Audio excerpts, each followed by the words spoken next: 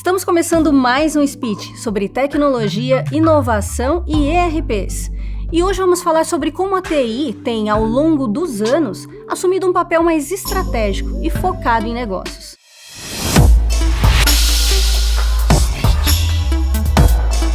E para falar sobre esse tema, estamos recebendo o Leonardo Queiroz, que é CEO da Fruit Brasil, indústria líder do setor de açaí.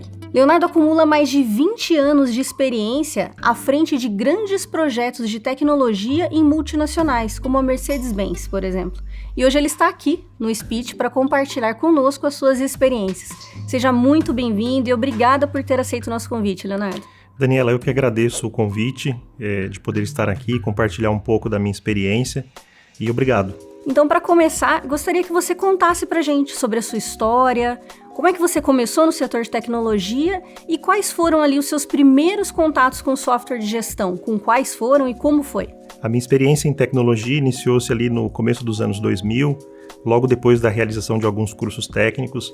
Eu até faço aqui uma observação, eu sou muito grato aí à minha irmã, que foi quem me proporcionou ali no início de carreira esse contato com a tecnologia, ela acreditou em mim e deu ali o primeiro empurrão que eu precisava naquele momento. E aí logo depois dos meus primeiros cursos eu consegui uma posição, uma vaga como promotor de vendas por uma marca japonesa. Eu fazia ali demonstração de câmeras digitais para uma rede de varejo voltada para o segmento de informática. Ao longo desse período, eu participei de feiras importantes, realizando demonstração desses produtos, como a Fenasoft, a Condex, eram feiras bem tradicionais, né, do setor. Bem tradicionais ali no começo dos anos 2000. E fiquei nessa posição por volta de uns 6, 8 meses, quando essa rede de varejo me fez um convite para trabalhar diretamente para eles, ali numa posição que mesclava um pouco de vendas com uma parte de consultoria, então era uma venda técnica. Então, além de vender os produtos ali da loja, eu também fazia ali um atendimento consultivo para os clientes, e ali oferecendo serviços de instalação, configuração e tudo ali que envolve esse meio. E aí, depois de um tempo, eu recebi um convite para trocar de empresa, e aonde eu tive um contato com o setor automotivo. Então, eu passei a trabalhar num grande concessionário da marca Mercedes-Benz em São Paulo, e por lá eu tive o meu primeiro contato com uma posição de gestão, ali em meados de 2004, onde eu assumi uma posição, e dali em diante foi quando eu comecei a ter os primeiros contatos com os sistemas de gestão. Eu fiquei nessa empresa até o final de 2011, quando decidi respirar novos ares, mudar de segmento, claro, dentro ainda de tecnologia, mas... Diversificar um pouco o conhecimento. Diversificar um pouco. Eu acabei indo para uma indústria de alimentos. A indústria era algo que eu desejava trabalhar, e essa proposta foi muito interessante. Era uma empresa com um produto bastante promissor, o açaí, uma empresa em processo de profissionalização. Então, de fato, se mostrou um desafio bastante interessante. O gancho para a minha contratação foi um projeto de reimplementação de um ERP que a empresa utilizava no momento, e me encontro na empresa até hoje. A empresa, por volta de 2014, ela recebeu o aporte de um grande fundo de investimentos e que acelerou demais o nosso processo de profissionalização e transformação do negócio, e realmente são 9 anos de Fruit, mas longe de ser 9 anos monótonos, né? Foram 9 anos realmente de muitas transformações e uma experiência fantástica.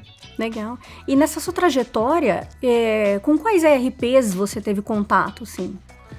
Daniela, no setor automotivo, que foi onde eu tive meu primeiro contato com softwares de gestão, e aí existe uma particularidade do setor automotivo, onde os ERPs tradicionais, que a gente está bastante acostumado, eles têm uma certa dificuldade de aderência a esse modelo de negócio. Sim, precisa ali de algo mais vocacionado, né? Sim, exatamente.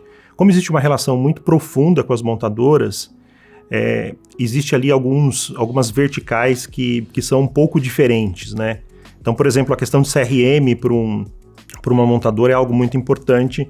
É um processo trabalhado ali muitas vezes até mesmo para previsão de demandas. Então, essa integração entre o concessionário e a montadora é algo realmente muito forte. Eu não vou dizer que a concessionária trabalha com um monofornecedor, mas a montadora representa quase a totalidade do fornecimento de produtos e materiais para a empresa. Então essa integração realmente é algo muito importante. Eu posso citar, por exemplo, a questão de garantia, é algo muito específico para o setor do automotivo, e que um RP tradicional, muitas vezes, ele não tem essa profundidade. Não consegue atender, né? Exatamente. Fora isso, a gente também tem a questão de todo o fornecimento de peças, né? Então, vamos imaginar, do lado da montadora, ela tem o seu estoque de peças e ela precisa equalizar esse estoque de peças com a sua rede de concessionárias. Então, essa integração, de fato, se mostra algo muito, muito, muito importante nesse processo. E aí, sobre quais RPs eu trabalhei, ou DMS, como eles chamam, né, que é o Dealer Management System, é realmente o software que as concessionárias utilizam em sua grande maioria. Existem algumas concessionárias que utilizam RPs tradicionais de mercado, mas muito voltado para o seu back-office. Então, quando a gente fala de front-end, normalmente ele acaba utilizando ali alguma outra solução integrada com um RP de back-office. Bom, respondendo a tua pergunta sobre quais sistemas eu trabalhei, o primeiro foi o Dealer Plus, um software brasileiro desenvolvido por uma empresa alemã, a T-Systems, e foi um projeto totalmente voltado para o Brasil, para atender os concessionários nacionais. Então, esse sistema eu utilizei por alguns anos, até que essa rede onde eu trabalhava, ela decidiu deixar de operar somente com uma montadora e passar a ser uma concessionária multibandeiras. Então começamos a trabalhar com outras marcas como Toyota, Kia, mesmo Chrysler, depois da cisão que ocorreu do grupo Mercedes-Benz, então ela se tornou uma unidade de negócio dentro da nossa empresa. E aí veio o desafio de como ter um software de gestão que pudesse transitar bem entre todas as montadoras. Então, nesse momento, a gente buscou uma outra solução. Chegamos ali a um software chamado SysDia, de uma empresa chamada Dia Systems, que fica localizada no interior de São Paulo, na região de Jaboticabal. A Dia Systems, depois de um tempo, ela foi adquirida pela Lynx.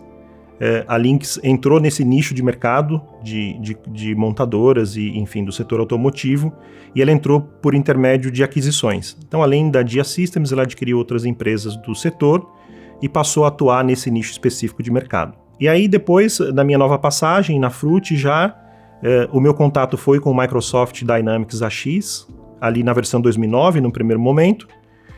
E depois a gente passou por um processo de atualização de versão, e aí a gente foi para uma versão nova, a Dynamics AX versão 2012 R3, e a versão que a gente utiliza até hoje. Então, a minha experiência aí no setor de ERPs passa aí por essa trajetória. Com esses seus conhecimentos em ERP aí acumulado ao longo dos anos, e no cenário que você assumiu ali da Fruit, como é que foi administrar toda a situação ali de reformulação da TI, da parte da gestão, na parte técnica, né?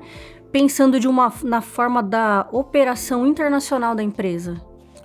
Olha, existem dois grandes modelos, né, quando a gente fala de exportação. Existe um modelo onde a empresa opera fim a fim, toda essa parte de exportação e gestão do processo como um todo. E existem empresas que optam em trabalhar com parceiros, esse é o caso da Fruit, tá? Nós trabalhamos com parceiros que nos ajudam aí com toda a parte de desembaraço aduaneiro, fechamento de câmbio e tudo mais, e é onde fica para nós somente uma operação de venda, que muito se assemelha a uma venda para o mercado local, claro que com algumas observâncias. Então existem alguns detalhes ali numa venda para o mercado exterior que a gente precisa observar para evitar uma rejeição de nota fiscal ou algo do tipo. A gente tem, claro, grandes desafios logísticos, tendo em vista que o modelo de paletização muda um pouco, os prazos também são um pouco diferentes, a gente não pode perder prazo, isso é um grande desafio, né? O navio não espera a nossa carga, né? Então a gente não tem muita margem para erro, mas é isso. Em algum momento, talvez a gente chegue num estágio onde faça sentido a gente gerir de ponta a ponta toda essa parte de exportação internamente. E aí, talvez seja o momento da gente buscar ali uma solução no mercado que possa nos ajudar com esse desafio. Mas, por um momento, é isso. A gente trabalha realmente na modalidade de utilizando parceiros. Legal. E assumindo esse desafio aí de reformular essa parte de gestão técnica da Fruit, como é que foi? Quais foram os seus principais desafios? O que você teve ali que mudar para que o negócio fluísse, que o ERP começasse a realmente entregar performance? Como é que foi ali do ponto de vista do CIO? Olha, a minha entrada na Fruti já foi realmente um grande desafio. A minha contratação foi muito pautada em cima da minha experiência com a implantação de sistemas ERPs, e ali tínhamos um desafio bastante grande, onde a Fruti, em meados de 2010, passou por uma primeira implementação do Dynamics, que não foi muito bem sucedida. Essa primeira tentativa de implementação deixou ali ou acabou entregando, né, um sistema ali que tinha sérios problemas de performance, aliados com uma baixa utilização. Então, controlava-se poucos processos de negócio e, com tudo isso, a empresa tinha uma expectativa de um verão muito desafiador, e o sistema já representava naquele momento um gargalo para o negócio. Já havia uma decisão prévia que dava conta que a reimplementação muito provavelmente seria a solução do problema, mas o grande desafio era tempo e investimento. Então, como a empresa já havia realizado um investimento prévio e que não frutificou, o que tínhamos ali disponível de investimento era realmente bastante modesto frente ao desafio de tempo. Até por conta do próprio medo ali, né? Já tem ali um passado ali, né? Sim. A empresa fica um pouco receosa, né? De investir novamente. Sim, então realmente você precisa quebrar um pouco ali dos paradigmas, né? E aí o grande desafio foi, olha, é possível realizar uma reimplementação dentro do prazo pretendido pela direção da empresa? E aí, internamente, a gente discutiu bastante isso e chegamos à conclusão que o prazo era muito curto e que não era viável esse caminho. A gente também tinha um driver muito setado para que o sistema tivesse muitas customizações para que fosse trazido para o modelo como a empresa operava. Então, isso também era um outro desafio, né? Logo se provou que não era um caminho também, e aí a gente discutiu a possibilidade de tentar corrigir o cenário que tínhamos. Então, a gente teve bastante felicidade, encontramos um parceiro que conseguiu nos apoiar nessa jornada e a gente conseguiu trazer o sistema para níveis adequados de operação. E também existia um outro desafio. No primeiro momento de implementação, esse software ele era hosteado em nuvem. E a empresa, por estratégia, enfim, decidiu ter a sua própria infraestrutura, mas ela não conseguia realizar essa migração. Porque, como já existia um ambiente de muita dificuldade e perda de performance, temia-se que trazer do ambiente cloud para o ambiente on-premises pudesse representar um risco ainda maior à performance, que já era muito ruim. E aí, como consequência, a gente conseguiu, enfim, equacionar essa questão de performance. Num segundo momento, muito rápido, a gente conseguiu realizar essa migração e trazer o ERP do ambiente cloud para o ambiente on-premises. Isso aliviou do ponto de vista custos, porque a empresa por um momento operou com dois custos. Ela tinha tanto que custear essa hospedagem em cloud, quanto realizar ali o investimento na compra dos equipamentos. Então, superado essa fase, foi o momento da gente realmente levar para a direção da empresa e tentar repensar esse projeto. Então, um pouco para superar essa questão de restrição orçamentária, qual foi uma sugestão? De que a gente abolisse essa estratégia de ter um sistema muito customizado de acordo com as regras de negócio da empresa e tentar utilizar o máximo possível do sistema como padrão. Então, a empresa realmente entendeu o recado, foi uma conversa assim, olha, vamos tentar passar uma borracha no passado. Acho que a gente conseguiu, então, em pouco tempo, realizar algumas mudanças que não se imaginavam possíveis, e a gente tem aí um futuro bastante promissor. Então, eu consegui ter bastante êxito em convencer a direção da empresa a mudar esse rumo, e a gente foi bastante feliz. Acho que a gente colhe bons frutos até hoje dessa decisão de utilizar o sistema dentro do mais padrão possível, e até mesmo se beneficiar dos processos de negócio que ele traz consigo.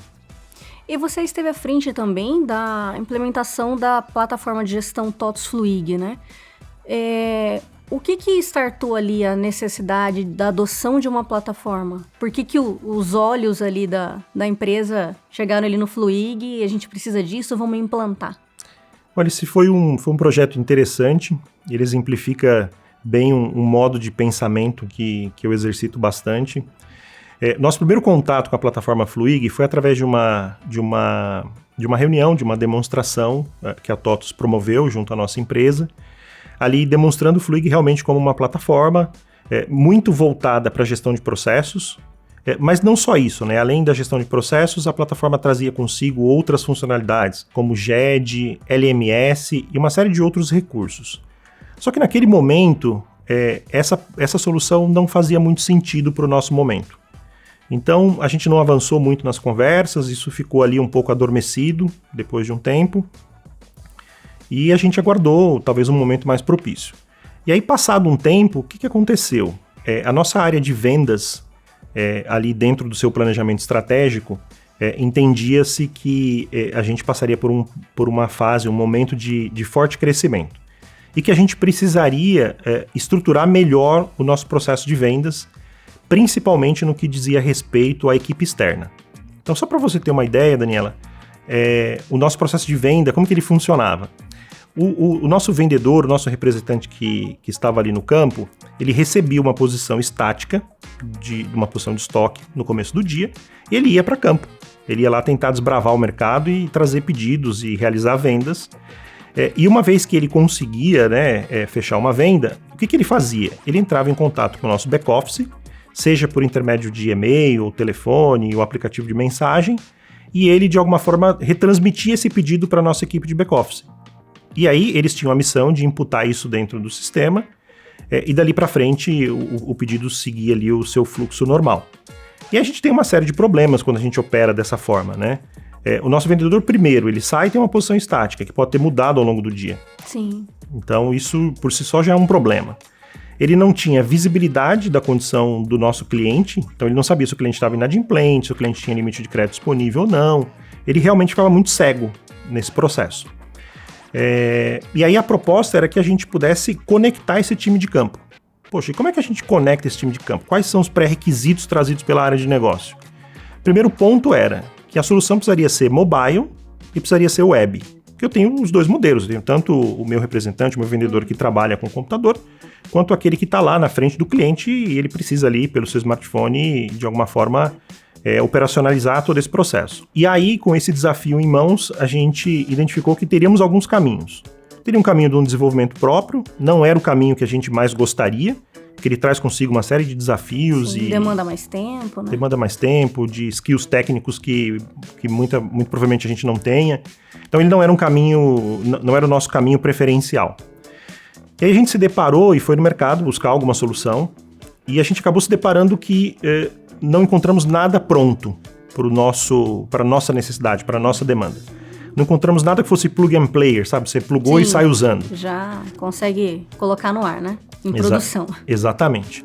E aí foi quando, e aí eu dou o crédito, tá? Realmente foi uma pessoa da minha equipe, o Josemar.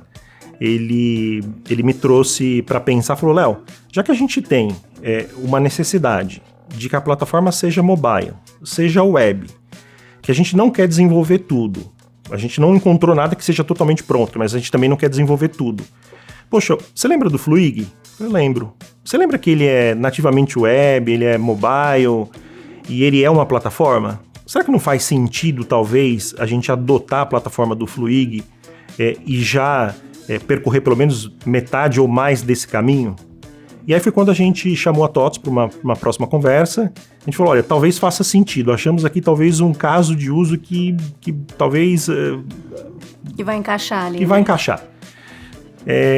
E aí depois de algumas discussões e tudo mais, discussão de verba, discussão de escopo e tudo mais, a gente conseguiu chegar lá num modelo e a TOTVS foi super parceira com a gente, indicou um parceiro que ajudou bastante a gente nesse processo. E aí a gente conseguiu, utilizando a plataforma do Fluig, já uma plataforma desenvolvida por uma empresa com bastante expertise, e a escolha pelo Fluig, ela se deu não somente pelo atendimento dessa demanda inicial, que era de conectar o time de campo ao nosso back-office. A gente viu ali uma possibilidade futura de utilização das demais funcionalidades da plataforma, como o LMS, como a gestão de processos, enfim, e aí realmente fez todo sentido. A gente falou, olha, além de escolher algo que vai atender a nossa demanda... expandir o uso, né? Exatamente. Além de atender a nossa demanda atual, ele possibilitaria ganhos futuros.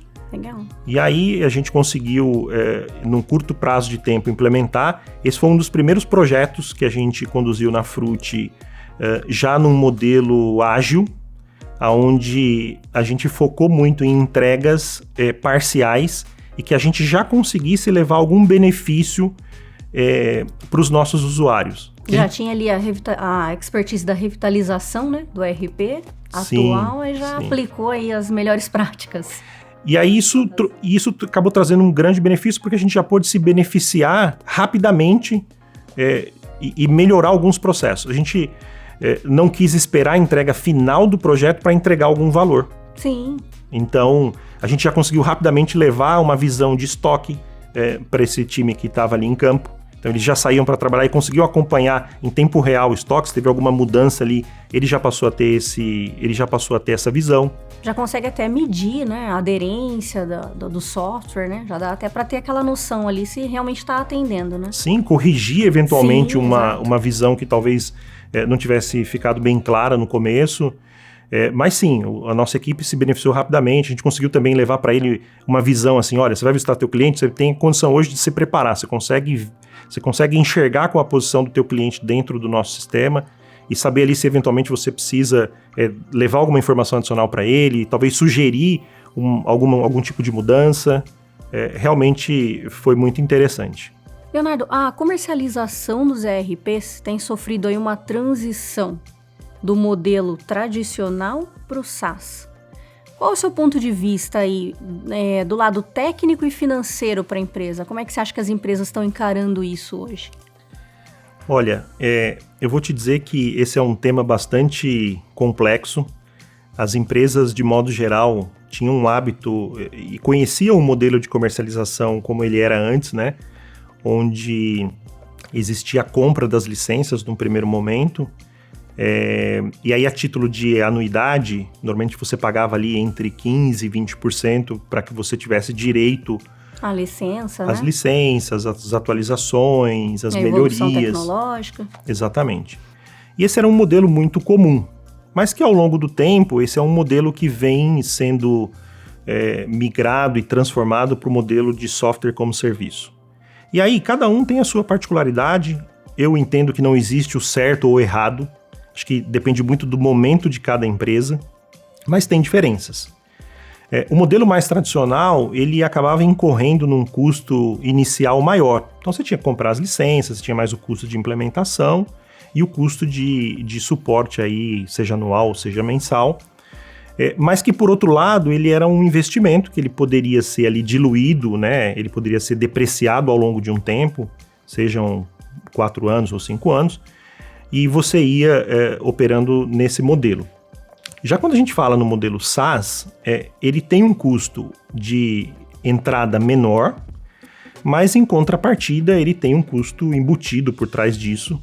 Do ponto de vista técnico, assim, respondendo a tua pergunta, poxa, eu sou super favorável. Eu não tenho dúvida que as empresas...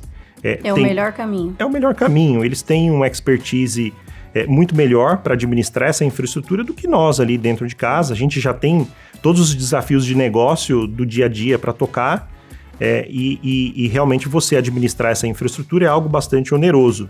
Só que existe um custo por trás disso. Então, realmente, é uma discussão que depende muito do momento de cada empresa. Então, do ponto de vista técnico, não tenho dúvida, é o melhor caminho. Do ponto de vista financeiro, realmente é uma transição que vai acontecer. Inevitável. É inevitável. Isso vai acontecer em maior ou em menor tempo, e aí, obviamente, também dependendo da situação de cada empresa, mas é um caminho sem volta. Mas realmente precisa ser bem discutido, porque eu sempre tenho uma visão, e aí quando a gente fala de visão estratégica, a tecnologia, dependendo do ramo de negócio, de atuação da empresa, ela é o meio, né? Ela não é o fim. Então, questões financeiras, elas precisam ser muito bem observadas, para que a gente não tenha um impacto negativo no negócio do ponto de vista financeiro. Léo, sobre a LGPD, que é um tema que está aí assustando muitas empresas, né? Do lado do software de gestão, os sistemas já estão preparados para atender? Olha, realmente é um ponto realmente bastante desafiador.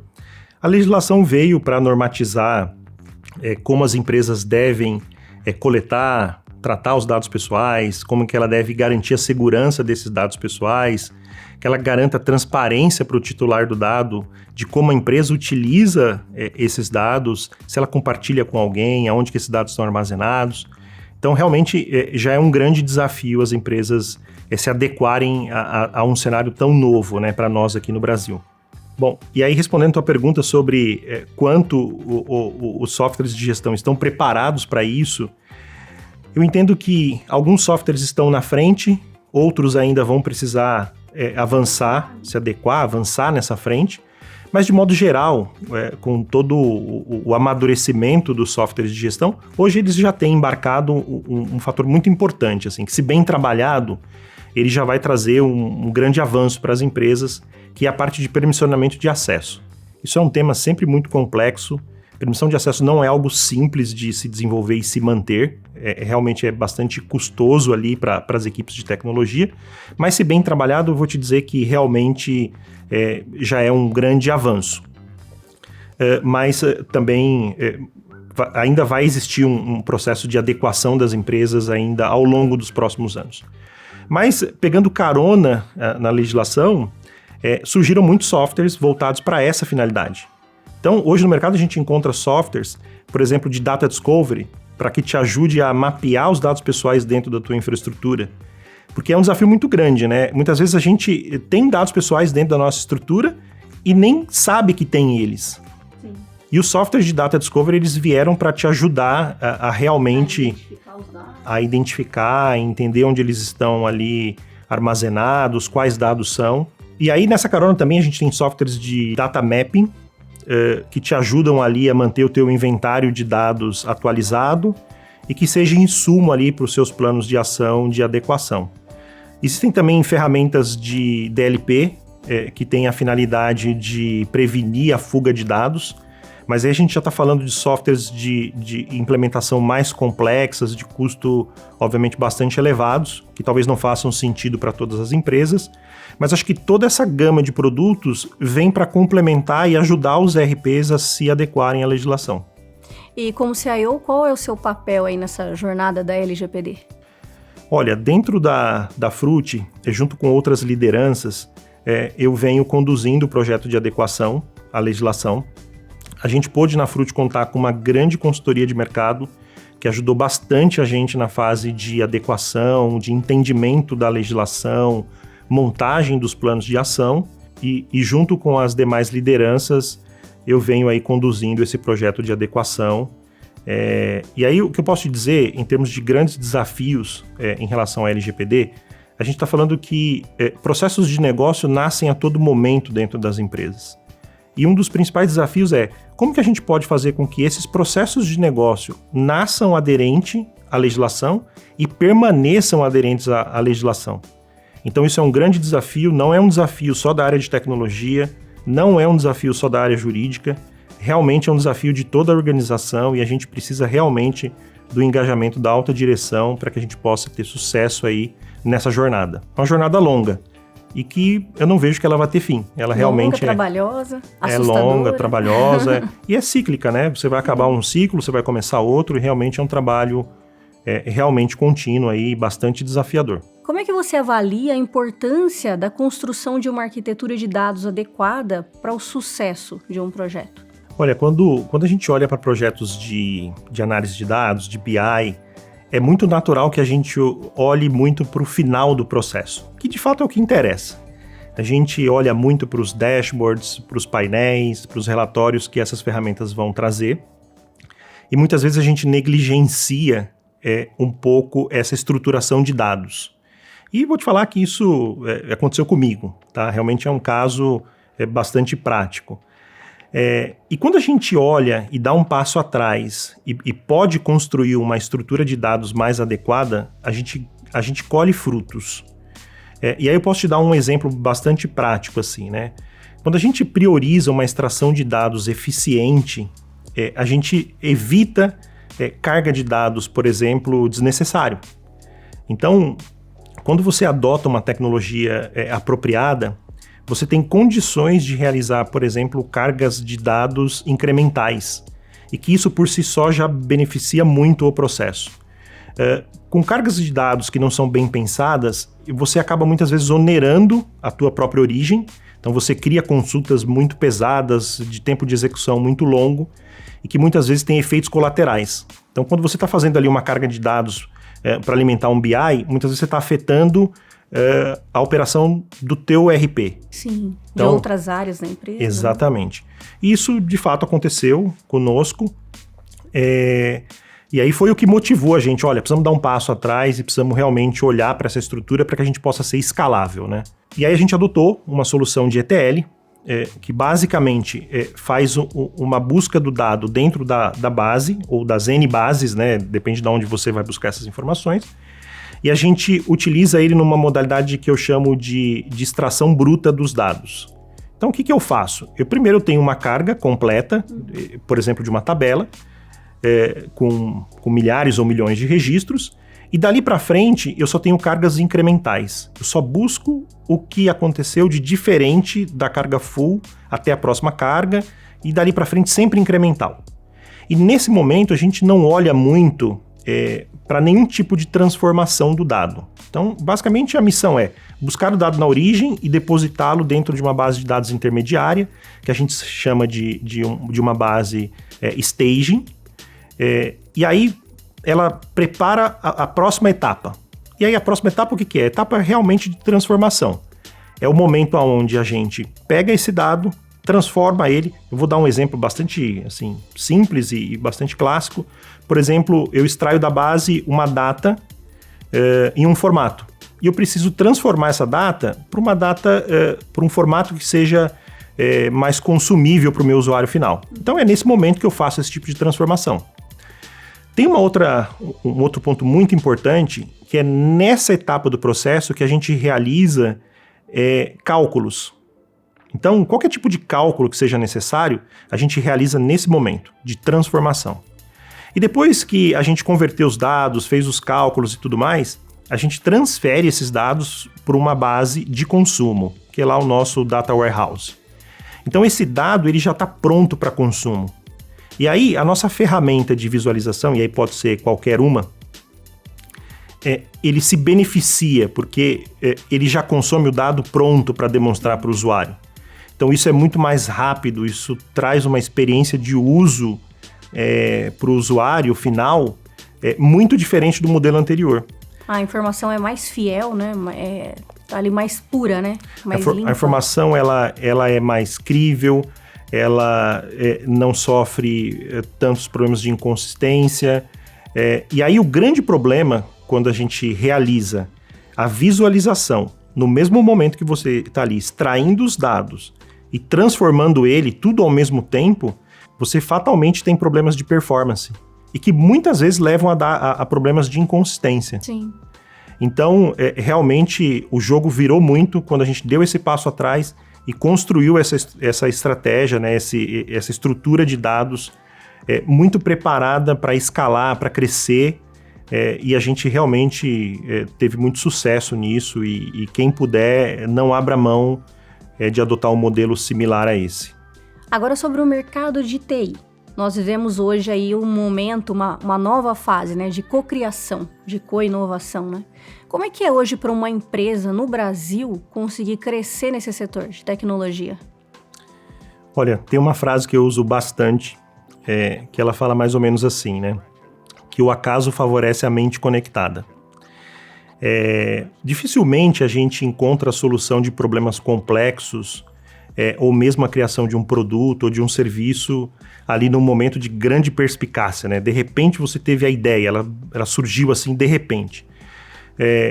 E quando a gente consegue propiciar um ambiente de bastante interatividade, troca de informação, experiência com outras pessoas, a gente acaba propiciando um terreno bastante fértil para boas ideias, para ideias inovadoras, para inspiração realmente do processo criativo. Então isso é muito importante. Tirando um pouco dessa teoria, né, como que eu trago isso para a prática no dia a dia, né? Eu procuro sempre que possível reservar um tempo da minha agenda para ouvir qualquer pessoa que me ligue, que me procure pelas redes sociais, por e-mail, por telefone, e que tenha um produto, que tenha um serviço para oferecer, eu sempre reservo um tempo para ouvir essas pessoas. E por mais que, talvez numa triagem inicial, não me faça muito sentido aquilo, eu não deixo de ouvir essas pessoas. Esse processo traz insights poderosíssimos, assim, que no futuro eles podem te ajudar a resolver um problema. Sim. O caso do TOTUS Fluig, que a gente comentou, foi exatamente esse processo. Ele não fazia muito sentido naquele momento, mas depois ele realmente veio a meio complementar. A lembrança ali de que poderia encaixar naquele momento novo, né? Exatamente.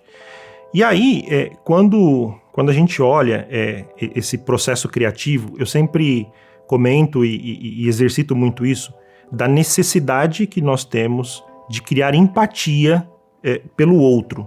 Seja o consumidor dos nossos produtos, dos nossos serviços, seja os nossos clientes internos.